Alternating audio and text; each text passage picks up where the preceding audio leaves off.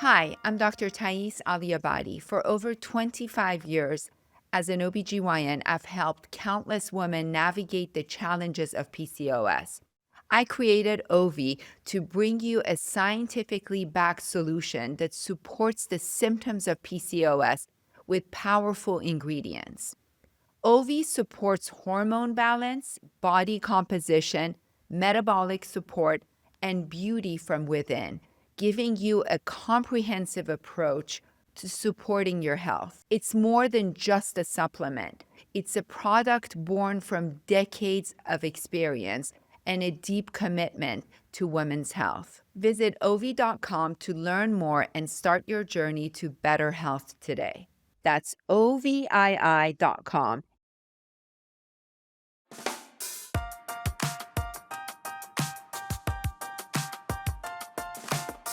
I have Micaela Riley on today, and she's not your average nutritionist. She's a board-certified functional nutritionist and the founder of the Be Balanced Method. And she's coming from Kansas, which I am so excited, a great Midwestern girl.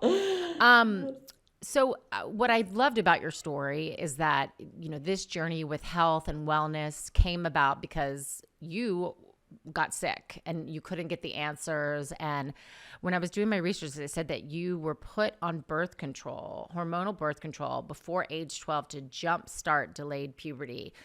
I mean, for me, 12 is not delayed puberty.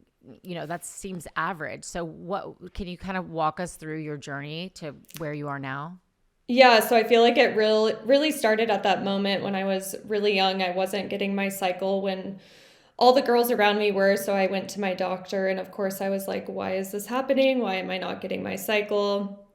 Without any lab tests or really asking any other questions, because I was super active, ate a pretty healthy diet, but was just doing all the sports and all the things. And before she did any sort of testing, just kind of put me on the pill and told me that would give me a cycle. And then from that moment forward, I just dealt with chronic health issues for years to come. Eventually, I'm, at the place now where I have regular cycles, medication free. I was able to lose 40 pounds, naturally. And yeah, so it was a very frustrating experience, but also I wouldn't have the business that I have today. So I'm kind of grateful for it in a sense.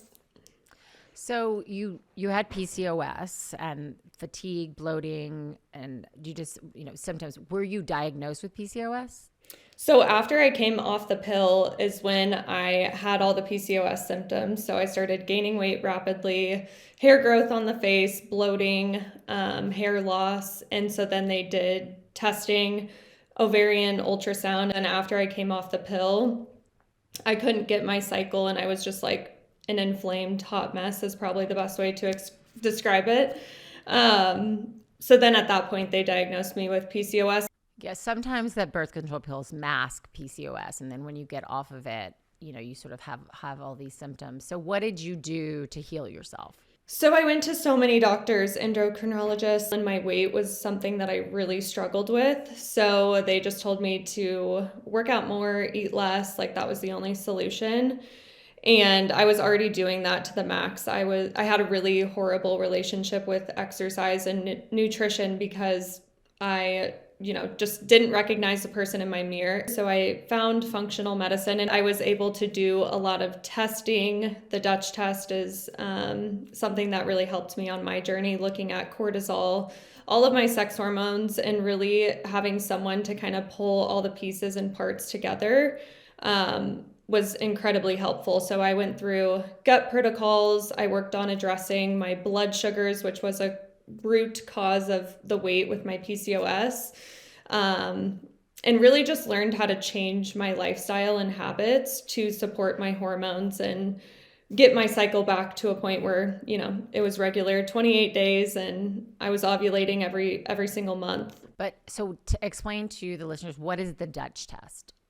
So it stands for dried urine test for comprehensive hormones, and it looks at all of your sex hormones, all of your stress hormones, and how you're detoxifying them, which is incredibly helpful. Cortisol is the biggest benefit of it because you're looking at a 24-hour cortisol pattern.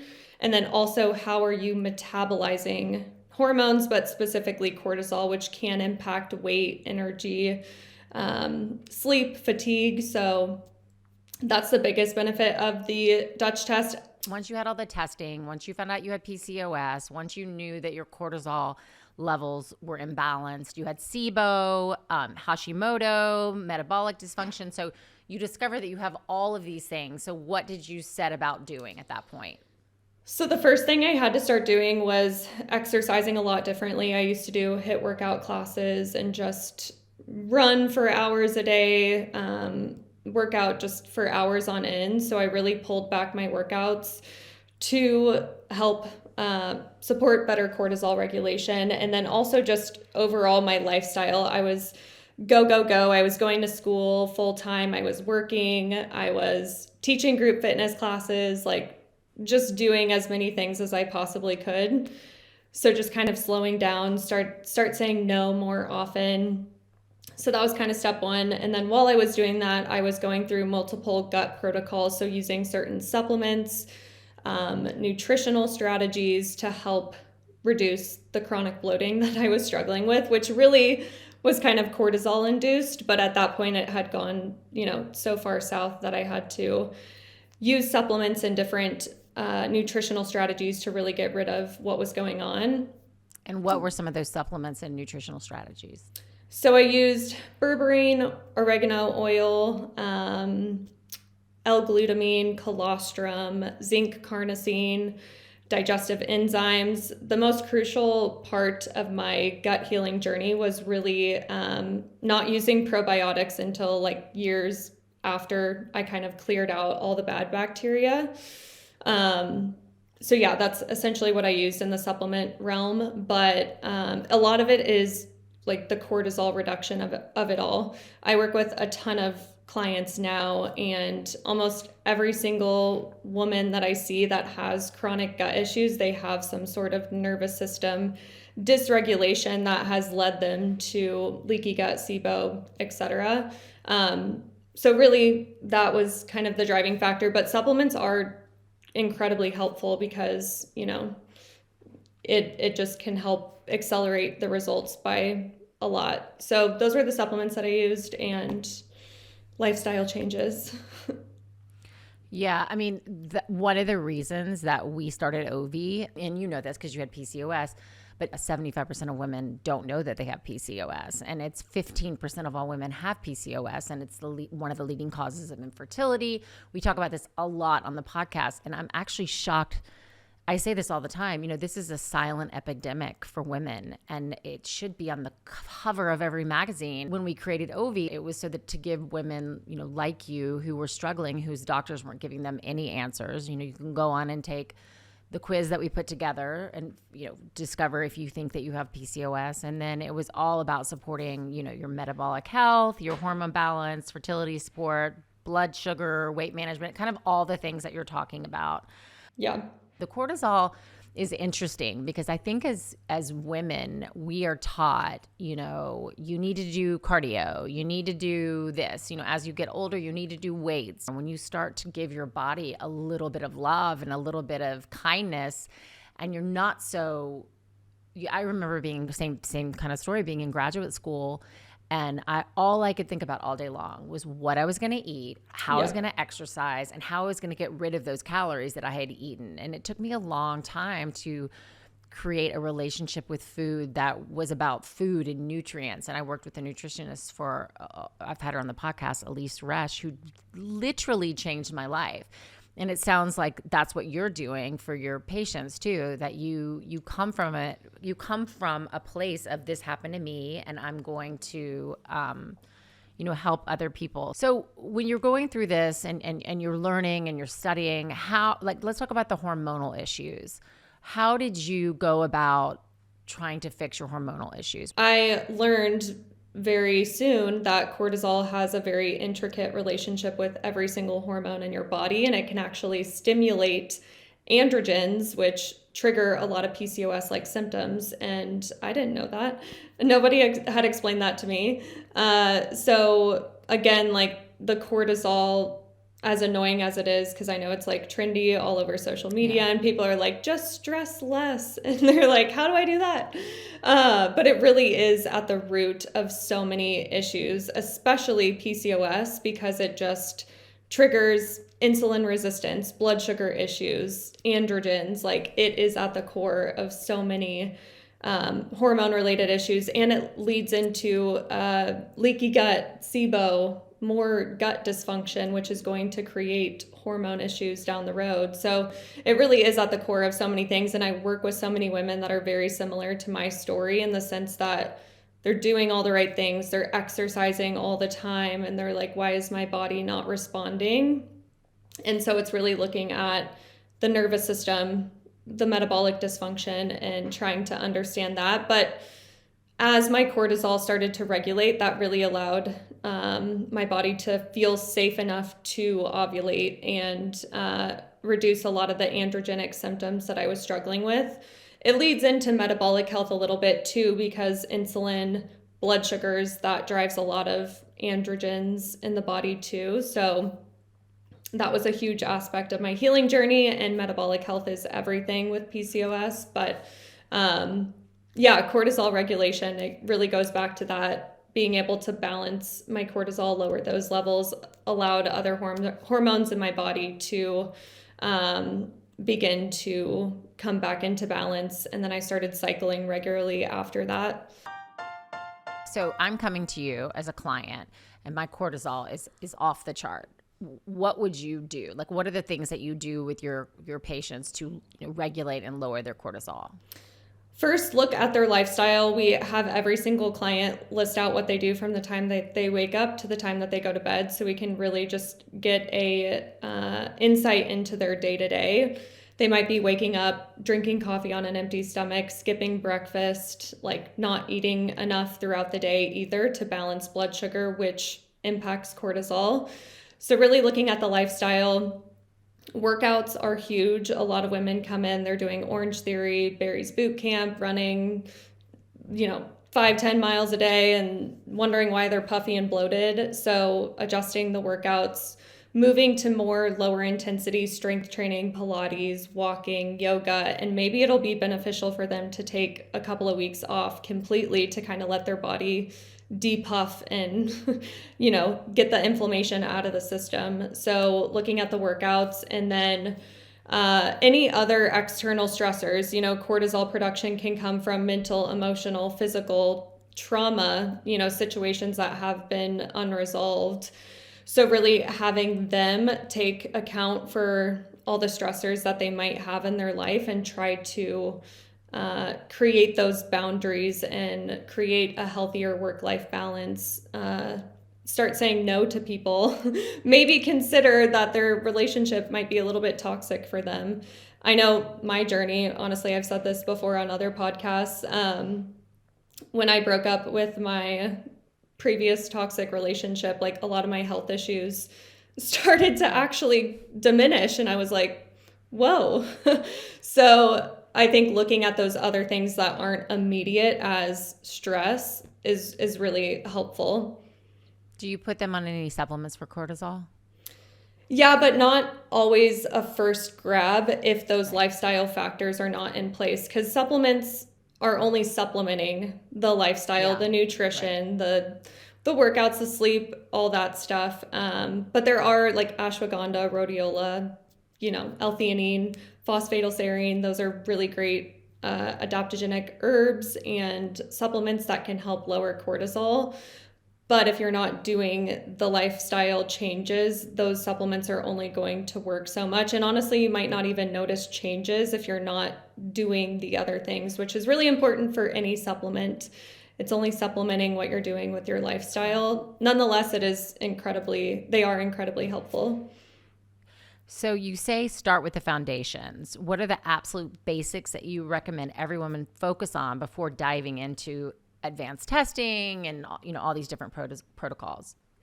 So I recommend the foundations to really anyone, because social media has become so overwhelming, helpful but overwhelming for anyone trying to navigate their health. I talk to thousands of women, and that's like the number one thing that they always say. I feel so overwhelmed, lost, confused because I just consume media too much. And so I always recommend starting with the foundations, making sure that you eat plenty of protein, fiber, nutrition, whole foods, reducing processed, ultra-processed foods, overall making sure that you're eating enough. 90% of women that are coming to work with me, they're not eating enough, period. And it's causing them to have a lot of metabolic issues, blood sugar dysregulation, which will lead into every single symptom that they're experiencing. So making sure you eat enough, prioritize protein, fiber, and then whole nutrient dense foods, reducing processed foods in the diet. That's number one. Number two is workouts, making sure that you're moving your body in a smart way. Work smarter, not harder. So opting for more low impact strength training. Pilates is great. Walking daily, all of those things are going to be super helpful. And then supplementation, I always say start with the foundations when it comes to supplements. Just your basics, electrolytes, magnesium, fish oil, vitamin D. You don't need to take a bunch of, or every single random supplement that you see on the internet. A lot of people do that. Targeted supplementation is really important. So a product like you guys have developed is great. If somebody knows that they're dealing with PCOS-like symptoms, that can be a really great targeted supplement, but just starting with one, not taking 20 things at once is really important and helpful. And then sleep, I would say, is a really foundational health hack. If you're not sleeping 8 hours a night, that's just an easy checkpoint that you're being proactive for your health. Then do some testing. Let's see, what's going on under the hood. And you just talked about women not eating enough. So that's probably with the intermittent fasting. I mean, that was such a major thing. I had one of my doctors tell me, I told her I was doing intermittent fasting, and she said, absolutely not. You're in perimenopause. Women, it's going to wreak havoc on your metabolism. Where do you stand with intermittent fasting? I think there needs to be context really with every health scenario and case, meaning I need to understand your health history. I need to see what your insulin levels look like. I need to see what your blood sugars look like, because a classical PCOS case with really high insulin, or maybe just insulin resistant, no PCOS, they might respond really well to doing a little bit of intermittent fasting. But most of the women that I work with, it's like they've dieted their whole life. They are constantly restricting carbohydrates. It's led them to this metabolic burnout state where they're struggling with stubborn belly fat. They cannot lose weight now that they're in a calorie deficit because their metabolism is so adapted at that point, because it's like the 20th diet that they've tried. So I think context is everything when it comes to fasting or really any health trend, but some health trends are actually helpful when applied to the right person. And just context is so important in any health scenario. And you work a lot with women with thyroid issues. How do you navigate that? Do you test them? Obviously, you have to test your thyroid. What test do you use to test your thyroid? So we work with Rupa Labs, which is great for functional practitioners ordering lab tests, but just a traditional full thyroid panel, which I really struggled with in my journey to get a full thyroid panel. A lot of insurance companies and primary care providers, they're working with the insurance companies and they're not able to order certain things because they don't deem it as necessary, but getting a full thyroid panel is incredibly helpful. So that would include TSH, free T3, free T4, TPO antibodies, possibly a few other things. Vitamin D is really helpful, even in the sense of thyroid conditions. But looking at all of those markers, and then again, looking at lifestyle, what does their diet look like? What does their cortisol levels look like? Usually the thyroid is really reactive to everything going on in the environment, meaning if the body's really stressed out, if they have chronically dieted, done all the intermittent fasting, usually it suppresses thyroid function because there is a feedback loop that happens with the thyroid and cortisol. But even gut issues, liver dysfunction, that causes a slow thyroid to present in labs. So that's really our approach. Obviously, more lifestyle, nutritional changes, but looking at the full picture of other things that might be dysfunctional that's causing the thyroid to not be able to function optimally. And looking at optimal lab ranges is really important too, because a lot of PCPs will just be like, oh, everything looks fine, but it's like 0.1 away from being really not good. And we see that all the time. And if you had to say these are the most important lab tests that you would recommend everyone to get, what would they be? I would recommend starting with just a full functional blood work panel that includes all of your metabolic markers, insulin, A1C, cholesterol, triglycerides.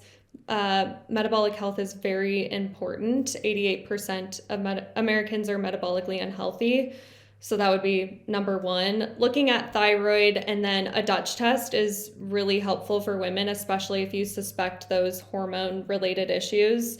So I would say those two, starting there. And then if you have a lot of chronic bloating, gut issues, doing a stool test, functional stool test, is really helpful to see if you have any SIBO, leaky gut, candida overgrowth. So those would be kind of the starting points. But again, just kind of starting with a metabolic panel is going to be super helpful for addressing any metabolic related issue. What is metabolic dysfunction? I mean, we kind of talk about it all the time, but can you just explain it in really clear terms? Yeah, so insulin, A1C, fasted glucose, that kind of all has to relate to your blood sugar, how your body's processing food, carbohydrates. A lot of people deal with something called insulin resistance. It looks a lot different on lab tests, just depending on the person. And I've seen a lot of different cases of insulin resistance and metabolic dysfunction, but you get either really high insulin levels, and that's where your glucose is not shuttling into your cells properly. It can cause weight gain, fatigue after meals, sugar cravings. That would be the metabolic dysfunction of it all. But also I see a lot of women who have chronically dieted under 8 their whole life, and they get actually like pancreatic burnout almost. So insulin is kind of really low, but you also see really high A1C blood sugars. I see it all the time in weight loss resistant cases, women that come in, they're doing all the right things, they're in a calorie deficit, but their weight will not budge. And that's usually what's happening, metabolic dysfunction. And again, it's kind of like a label term, so it really depends on what you're seeing specifically in the labs. Really high insulin, really low insulin, and then your blood sugars typically are going to look a little bit higher, so your A1C might be a little bit elevated. But symptoms to look out for: the weight gain, maybe you're doing all the right things, but nothing seems to work or budge when it comes to the scale. Fatigue after meals, sugar cravings, those would be all red flags that your metabolism might not be functioning optimally and you have a blood sugar issue, which a lot of the women that I work with have that exact thing going on. So if somebody comes into your office, she's got metabolic dysfunction and she's under eating, will she see results right away if she, adds breakfast, adds more protein, adds more calories? I actually posted about one of my clients that I've worked with for like a year and a half now. We've seen some really great improvements, but she's under 8 for so many years of her life. And like, she did the fasting thing, she did keto, probably when she didn't need to. And I always tell her, like, triple the amount of time you spent dieting your body into the ground and like doing the HIIT workouts, doing CrossFit. And that's how long it's going to take to get your metabolism working properly again. So, I mean, I would say like you'll see results within that, initial 3-month, 4-month period, but it's definitely like by just eating more. Yep. Increasing reverse dieting is typically what I like to do in those individuals. So slowly trying to increase those calories to increase the metabolic rate is really effective while we're kind of incorporating training stimulus. So strength training to build muscle and having her do a lot of those lifestyle factors, sleep more, etc. But yeah, it's a really common case that I see all the time and no one talks about it. Everyone's talking about insulin resistance from a highly processed food diet, but 90% of the women that invest in my services are not sitting on the couch eating Doritos and, not moving their body. They are like doing all the right things, and I'm kind of like their last stop shop. And that's just what I see a lot, and nobody talks about it, but it is a really common issue with those women. So yeah, slowly increasing the calories, monitoring blood sugar is really effective for those cases. And would it be more protein, more carbohydrates, or does it matter? Typically in those individuals, their insulin is so low from just being in like a really high stress state and not giving their body any nutrients. So slowly increasing those calories using glucose sensitizing herbs, because it's going to take a while for their insulin and blood sugar to respond properly. But yeah, that's in general what we do. And then avoiding the fasting, the keto, the low carb, because that's just going to keep their bodies typically into that low insulin output state. But every client is very different and, might respond to those stimulus a little bit different. So that's why a one-on-one approach is really helpful for those individuals, but it is more common than you think. Yeah, no, I do. I think that it's the diet mentality, and it's not great for women. It's not great for our hormones. It's not great, like you said, for all of these reasons. And then are there any red flag symptoms that women often ignore when it comes to hormones and thyroid? I would say the top symptoms, they're probably not ignoring them, but weight gain is a really common one. Feeling kind of puffy, bloated, inflamed, hair loss, constipation, cold hands and feet is a really common one with especially thyroid issues. Those would be kind of the top ones that I would say. Sometimes brittle nails, dry hair, your hair kind of just like won't grow. It doesn't feel as healthy as it once did. Those would be common ones. And then if your cycle is off, you're having really long cycles, really short cycles, major red flags that you have some sort of imbalance somewhere, or really painful, heavy periods. That's also going to indicate likely that something's off with your hormones. And so do you eat breakfast every day? So I usually do this like scrambled egg bake thing that I post all the time on Instagram that people always ask me for the recipes. It's literally just eggs, egg whites, some veggies, turkey bacon. It has about 30 grams of protein in it, which I do recommend. 30 grams of protein within an hour of waking is incredible for metabolic health, just trying to support your blood sugars a little bit better. But I am a breakfast girl. I used to not be. So that's usually what I have, or if it's like the weekend, I'll do protein waffles or pancakes, something a little bit more fun. And then overnight oats. Those are really great for high protein, high fiber, easy. So anyone listening right now, what would you say they could do just in the next 24 hours to jumpstart their health, to jumpstart their hormone health? What's the first thing that you say? Okay, we're going to start with this. We're going to go do this. Yeah, so I kind of have developed a method through my different trainings. Working with clients, we always start with a liver detoxification flush. But those are for my one-on-one clients that we're doing testing. We're kind of doing a more intensive approach. If someone's just starting their wellness journey, I would recommend the 30 grams of protein within an hour of waking, focusing on a whole foods diet, limiting processed foods, sleeping 8 hours a night, limiting time on social media, kind of taking account of those stressors that might be popping up, causing some nervous system dysregulation, relationships, toxic bosses, coworkers, create those healthy work-life boundaries for yourself.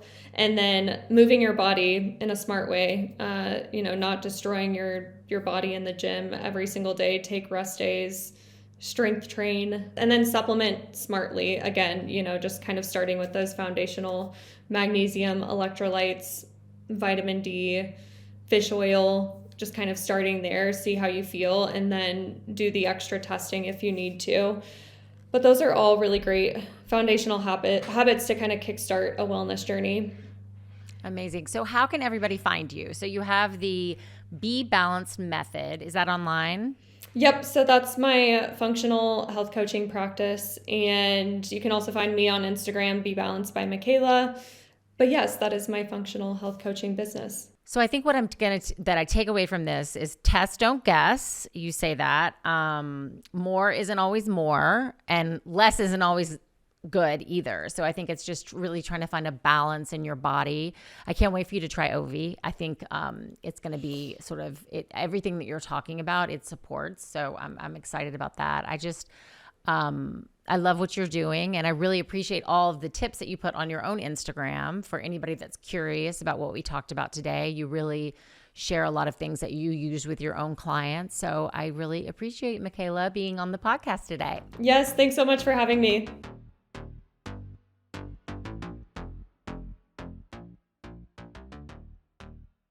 Thanks so much for joining us today on SheMD. If you want to own your own health, a good place to start is by following us on social media at SheMD Podcast and by subscribing to our show on YouTube or wherever you get your podcasts. For takeaways from today's episode, visit our website, shemdpodcast.com. We'll see you next time on SheMD. This podcast is for educational and entertainment purposes only. It is not intended as a substitute for a physician's medical advice. You should regularly consult your medical provider in matters relating to your own health. Even though we share our honest beliefs on SheMD, some of the products and services we discuss may involve sponsorships or paid advertising.